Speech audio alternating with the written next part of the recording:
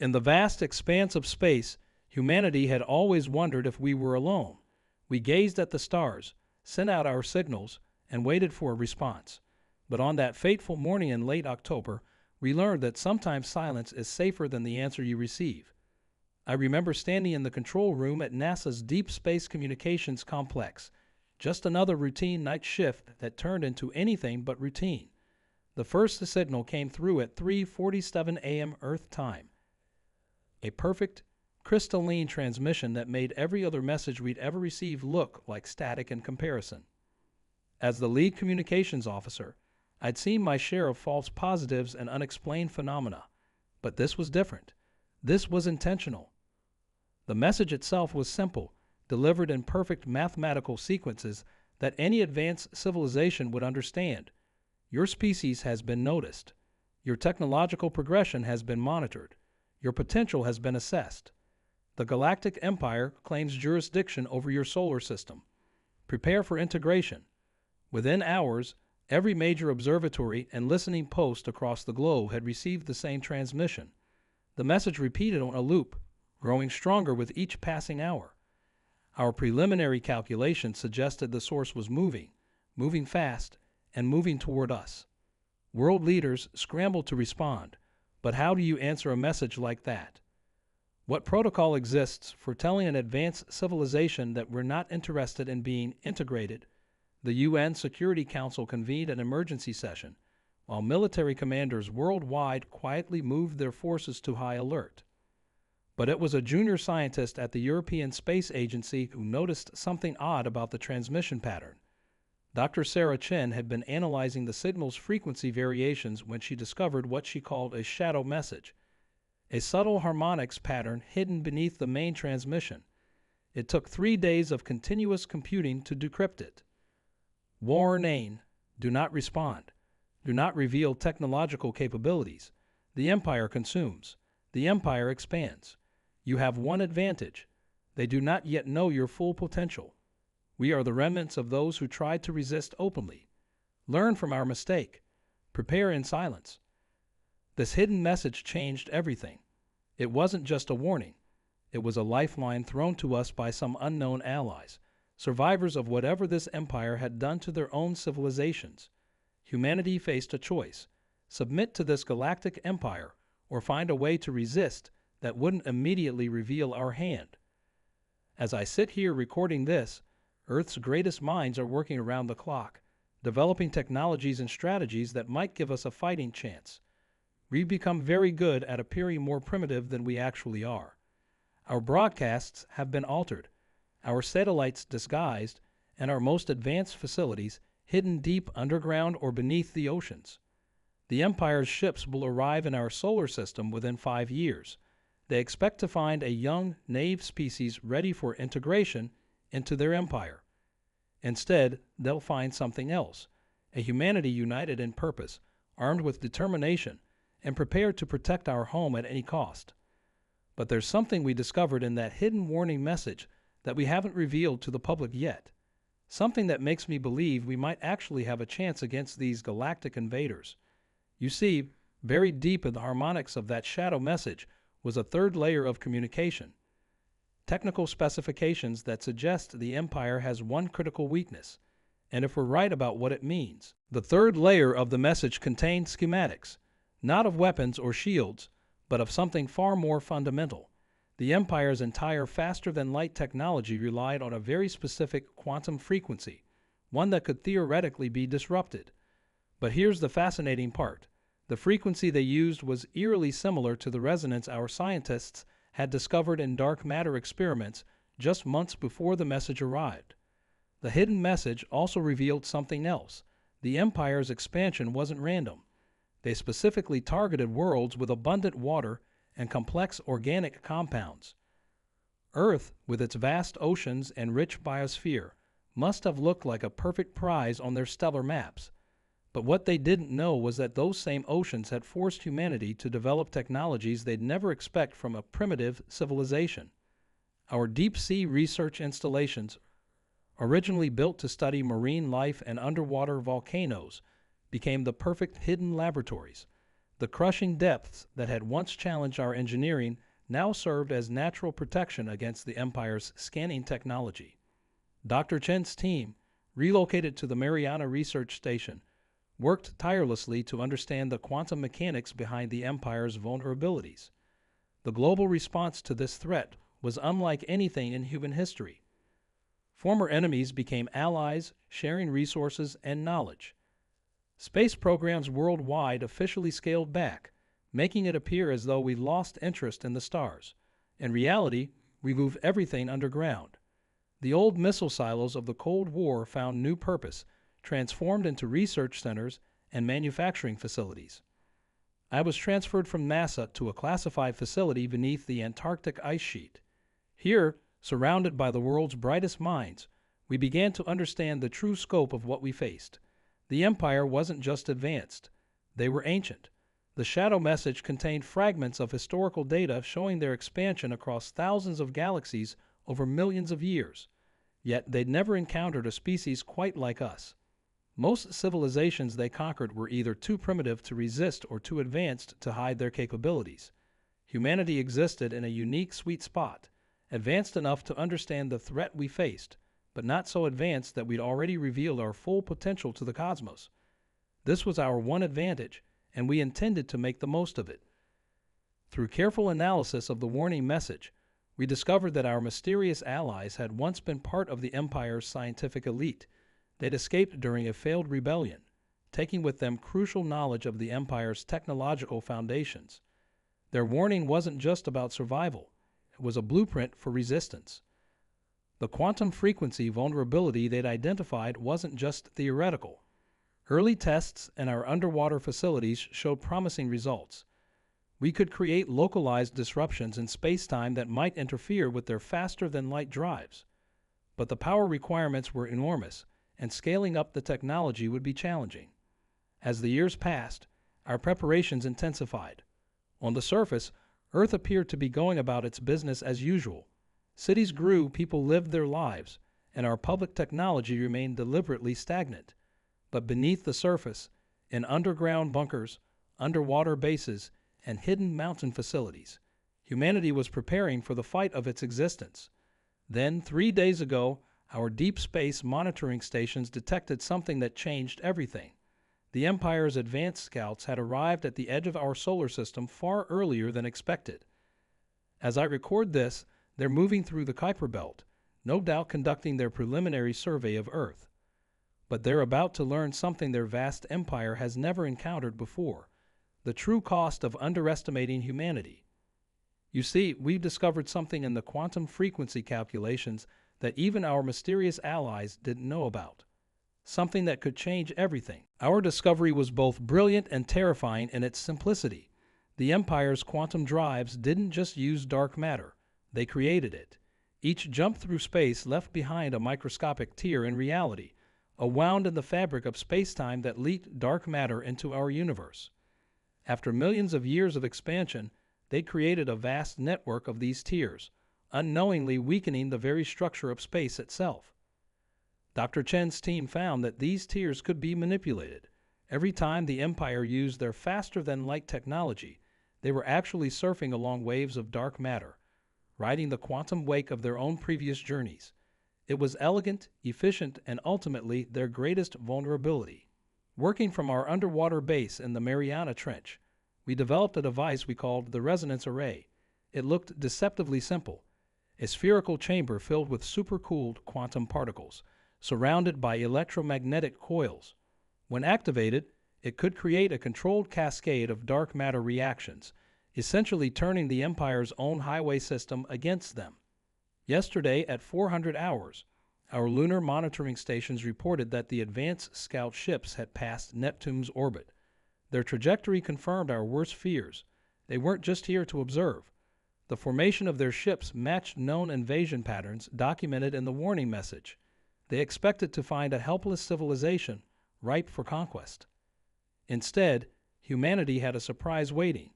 Over the past 5 years, we'd secretly launched thousands of tiny satellites disguised as space debris. Each one carried a miniature version of the resonance array. Individually, they were too small to detect. Together, they formed a web that could trigger a massive dark matter cascade throughout the solar system. The risk was enormous. Our calculations showed a 30% chance that the cascade could tear open a temporary rift in spacetime. Dr. Chen warned that such a rift could swallow our entire solar system.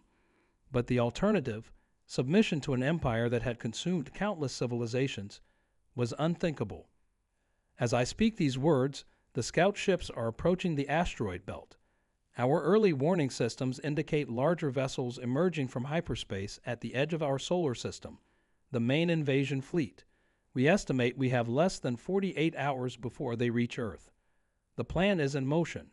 Military forces worldwide remain hidden in underground bunkers, ready to respond if our primary defense fails. The resonance array network is charged and waiting for the signal. Humanity stands united, holding its breath, watching as the most critical moment in our species' history approaches. The Empire's ships are moving faster now, their formation tightening as they pass Mars. They still haven't detected anything unusual about Earth. Our carefully maintained facade of technological mediocrity has worked perfectly, but in less than 6 hours, they'll be close enough to trigger our trap. What they don't realize is that every faster-than-light jump they've made toward Earth has only strengthened our position. Each tier in spacetime has added energy to our waiting resonance array network. The very power that made them unstoppable for millions of years is about to become their undoing. The command center here in the Mariana base has gone silent. The only sound is the quiet hum of computers and the occasional ping of deep-sea pressure gauges. Dr. Chen stands at her console, her hand hovering over the activation sequence. The Empire's ships have just passed the orbital path of Mars, their engines glowing with the power of 1,000 suns. What happens next will either be humanity's finest hour or our last stand. The quantum readings are off the scale, and the dark matter sensors are showing something we've never seen before. The Empire is about to learn why you should never underestimate a species fighting for its survival. The first warning sign that something was wrong came from our quantum sensors in the Kuiper Belt. The Empire's ships weren't just generating the usual dark matter signatures. They were creating something new, something our calculations hadn't predicted. Dr. Chen's face went pale as she analyzed the incoming data. The Empire had evolved their technology. They weren't just riding the quantum wake anymore. They were actively manipulating it. Each ship was generating its own microscopic black hole, using it to bend spacetime in ways we hadn't thought possible. Our carefully laid trap might not just fail. It could backfire catastrophically. The hidden bunkers worldwide buzzed with frantic communications as we realized our primary defense strategy might actually help the Empire. The dark matter network we created could potentially be hijacked, turned into a weapon against Earth itself. We had less than 3 hours to adapt 5 years of planning to this new reality. But that's when we received another transmission, hidden in the same harmonics as the first warning. Our allies weren't just sending information. They were sending us a live feed from inside one of the Empire's scout ships. What we saw changed everything we thought we knew about our enemy. The Empire wasn't a single unified force. The ships approaching Earth were manned by beings who looked remarkably similar to humans. And not all of them were willing participants in this invasion. The feed showed signs of internal conflict, of resistance brewing within their own ranks. They were as divided as we had once been, held together only by the iron grip of their leadership. Our mysterious allies revealed themselves as part of a growing rebellion within the Empire itself. They'd been watching Earth not just to warn us, but to learn from us. Our ability to unite in the face of extinction, to put aside ancient rivalries for survival, this was something their rebellion desperately needed to understand. Dr. Chen's team worked frantically to modify the resonance array network. Instead of triggering a catastrophic cascade, we could potentially use it to communicate directly with the resistance forces within the Empire's fleet. The quantum frequency that made their ships vulnerable could become a secure channel, a way to coordinate with allies we never knew we had. But the Empire's leadership wasn't blind to the possibility of betrayal. As their ships crossed the orbit of Mars, they began systematically executing crew members suspected of disloyalty. Our allies' transmission became increasingly desperate. They needed our help as much as we needed theirs. The modified plan was even riskier than the original. Rather than trying to destroy the Empire's ships, we would attempt to create a controlled quantum bubble around Earth, a space-time barrier that would trap both their fleet and us in a temporal pocket. It would give us time to communicate with the rebel factions and potentially turn the Empire's own forces against them. The calculations were astronomical. One slight error could collapse the solar system into a singularity. But as Dr. Chen pointed out, we were already facing extinction. The Empire's ships had begun their final approach, their weapons charging with enough power to sterilize Earth's surface. That's when our deep space arrays detected something massive emerging from behind Jupiter. A second fleet, larger than the first. But these ships were different. They bore the markings of dozens of alien civilizations, each one a former victim of the Empire, each one now united in rebellion. The Empire's invasion force suddenly found itself caught between Earth's defense network and an army of their own former subjects. In the command center, alarms blared as spacetime itself began to buckle under the strain of so many quantum drives. Dr. Chen's hand moved to the modified activation sequence. The next few moments would determine not just humanity's fate, but potentially the future of the galaxy itself. The Empire was about to learn a harsh lesson about the true meaning of unity and the price of underestimating those they sought to conquer. End of Part 4. The quantum bubble materialized exactly as planned, enveloping Earth and both fleets in a shimmering sphere of distorted spacetime. Inside this temporal pocket, we had minutes to spare what would be mere seconds in normal space. Through the quantum frequency channel, we broadcast a simple message to every ship. Choose your future. The effect was immediate and devastating to the Empire's command structure. Ships began breaking formation as crews turned against their officers. The rebellion had spread like wildfire through the ranks, but the Empire's leadership responded with brutal efficiency. They activated their ships' self-destruct sequences, preferring to destroy their own forces rather than lose control. What they didn't realize was that Dr. Chen had anticipated this. The quantum bubble we created wasn't just a barrier. It was a lens, focusing and redirecting the dark matter tiers the Empire had created over millennia. As their ships began to explode, each detonation added energy to our network, strengthening the very forces we learned to control. The rebel fleet moved with precision, using our quantum frequency data to disable the Empire's flagship. On our screens, we watched as centuries of tyranny began to crumble. But victory came with a price we hadn't expected. The quantum bubble was destabilizing, threatening to collapse into a singularity that would destroy everything inside it. That's when Dr. Chen made a discovery that changed everything. The dark matter network wasn't just a means of faster-than-light travel. It was alive. The tiers in spacetime had developed a form of consciousness, a vast intelligence born from the Empire's reckless expansion. And now, after eons of watching civilizations fall, it had chosen to intervene. The quantum bubble began to pulse with patterns we'd never seen before. The dark matter intelligence was communicating, not just with us, but with every species present. Through our computers came a stream of information, the collective knowledge of every civilization the Empire had ever conquered, preserved in the very fabric of spacetime itself. As the Empire's remaining loyal ships made their final attack run on Earth, the dark matter intelligence made its move. The tiers in spacetime began to seal themselves, trapping the Empire's forces in a prison of their own making. Their quantum drives, cut off from the dark matter network, became useless. The rebel fleet, guided by the intelligence, helped us establish a new kind of defense network around Earth, not one based on weapons or barriers, but on knowledge and cooperation. The dark matter intelligence had shown us a way to travel between stars without damaging spacetime itself.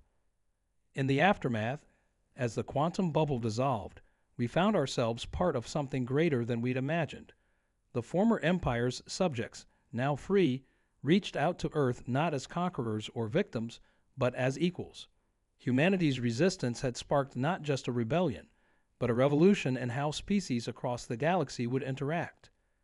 Dr. Chen's team discovered that our resonance array had permanently altered Earth's quantum signature. We were now connected to the living dark matter network.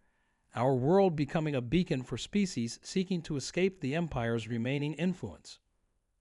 But as I stand here in the control room, watching the first diplomatic ships land from a dozen different civilizations, I can't help but wonder.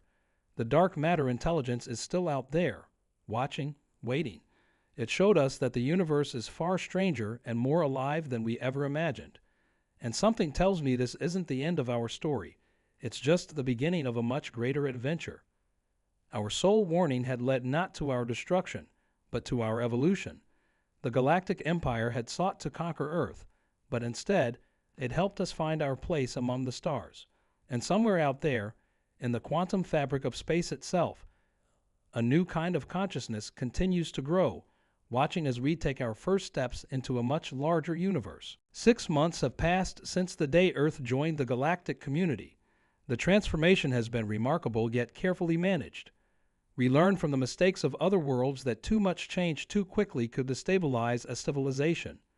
Instead, we've taken measured steps, sharing our story with the world gradually to prevent panic and maintain social order. The underwater research facility in the Mariana Trench has become an intergalactic diplomatic center. Dr. Chen's team works alongside scientists from 17 different species, studying the living dark matter network that now connects us all. They've discovered that every quantum tear the Empire created had been storing memories, experiences, and knowledge. A vast library of civilizations that we're only beginning to understand. The Empire itself has fractured into isolated pockets of resistance, their once mighty fleet reduced to hiding in the spaces between stars. Without access to the dark matter network, their technology is limited, their threat diminished. The Rebel Alliance, now transformed into a cooperative of free worlds, maintains a watchful presence, ensuring the Empire can never rise again. Perhaps the most profound change has been in how we view our place in the universe. The dark matter intelligence communicates with us regularly, not through words, but through patterns in quantum frequencies that our scientists are learning to interpret. It's shown us glimpses of other universes, other dimensions, suggesting that our reality is just one layer of a much more complex existence. Humanity's role in all this has become clear. Our unique position, advanced enough to understand but humble enough to learn, makes us ideal mediators between older and younger civilizations. The very qualities that helped us resist the Empire now help us build bridges between species that have been isolated for millennia. The resonance array network remains in place, but its purpose has changed. Instead of a weapon, it's become a communication hub, allowing instant contact between Earth and our new allies across the galaxy.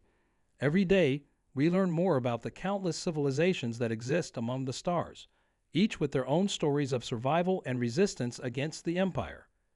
Dr. Chen still works in the same control room where we first activated the quantum bubble, but now she leads an international team developing new ways to travel through space without damaging its fabric. The dark matter intelligence seems to approve, showing us safer paths through the quantum landscape that the Empire never bothered to explore. As for me, I've been tasked with documenting our story for future generations. The warning that saved Earth now serves as a lesson for other emerging civilizations. Unity, creativity, and determination can overcome even the most overwhelming odds. But perhaps more importantly, we learned that resistance doesn't always mean destruction. Sometimes it means finding a better way forward. The stars look different now, knowing what we know. Each point of light represents not just a potential destination, but a partner in this grand cosmic community we've joined. The Empire sought to rule through fear and force, never understanding that true power comes from cooperation and mutual respect. Tomorrow, we'll welcome representatives from 3 newly discovered civilizations, species who managed to hide from the Empire just as we did. They'll find Earth changed but not unrecognizable, advancing but not abandoned to blind progress, unified but not uniform in thought or culture. This isn't just a story of how humanity survived an alien invasion. It's a story of how we found our place in a universe far more complex and interconnected than we ever imagined. The Galactic Empire set its sights on Earth, expecting to find an easy conquest. Instead, they found the catalyst for their own transformation, and in doing so, helped us transform ourselves. As I look out at the night sky from the observation deck of our new quantum communication center, I can't help but smile. The warning that was meant to help us survive ended up teaching us how to live among the stars.